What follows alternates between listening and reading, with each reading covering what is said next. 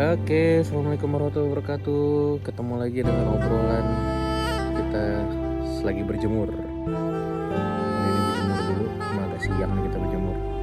Sekarang hari ini saya mau ngomongin tentang karantina wilayah. Apa sih itu karantina wilayah? Ada beberapa orang punya beberapa definisi, cuma ada definisi yang saya tangkap adalah karantina wilayah adalah kita mengurung satu wilayah sehingga tidak ada manusia yang keluar ataupun yang masuk, jadi dijaga dengan ketat.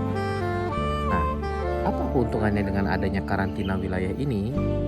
Sebenarnya gini lah logikanya, kalau misalnya terjadi karantina wilayah di satu daerah, maka diharapkan tidak akan ada penularan penyakit dari luar yang masuk ke dalam, ataupun penyakit yang ada di dalam untuk keluar dari daerah tersebut.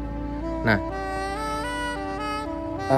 dengan adanya karantina wilayah itu otomatis daerah kita di dalamnya tetap bisa beraktivitas dong, iya kan? Kita tetap bisa datang ke warung kopi, kita bisa tetap ngobrol-ngobrol, kita tetap masih bisa berkumpul. Mungkin social distancing pun tidak terlalu ketat, iya nggak sih? Itu kan logikanya kalau kita karantina wilayah, karena kita tahu bahwa teman kita kemungkinan besar tidak sakit apabila dijamin manusia di satu wilayah itu tidak keluar ataupun tidak ada yang masuk, iya kan? Karena keuntungan dari karantina wilayah itu harusnya seperti itu.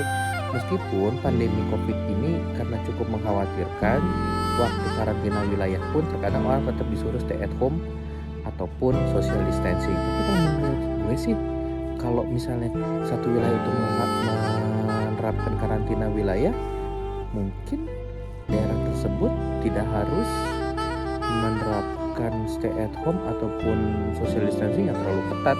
Kita bisa lebih santai, kita masih bisa bersosialisasi. Mungkin UKM yang ada di daerah tersebut masih tetap bisa hidup, masih tetap bisa berjalan dengan baik, dan mereka perjalanan ekonominya tetap antar mereka gitu, misalnya lokalnya tetap masih bisa hidup. Mungkin itu kali ya keuntungan karantina wilayah. Tapi kalau misalnya darurat sipil yang dilakukan pemerintah, gue sendiri masih kurang paham. Mungkin nanti pemerintah dengan bijaksananya bisa memberikan masukan-masukan lagi kepada kita. Nah, jadi sebenarnya dari COVID ini yang diharapkan adalah cuma satu, kita harus putus rantai penularannya. Karena COVID ini luar biasa, virulensinya luar biasa tinggi, dan angka kematiannya walaupun secara statistik kecil, tapi angka kematiannya dalam satu waktu itu cukup besar. Makanya stay safe teman-teman, jaga jarak, kita tetap jaga keluarga kita, tetap jaga diri kita, jaga imunitas tubuh kita, karena namanya penyakit walaupun kita hari ini sehat, walau alam besok. Stay safe ya teman-teman, sehat-sehat selalu. Assalamualaikum warahmatullahi wabarakatuh.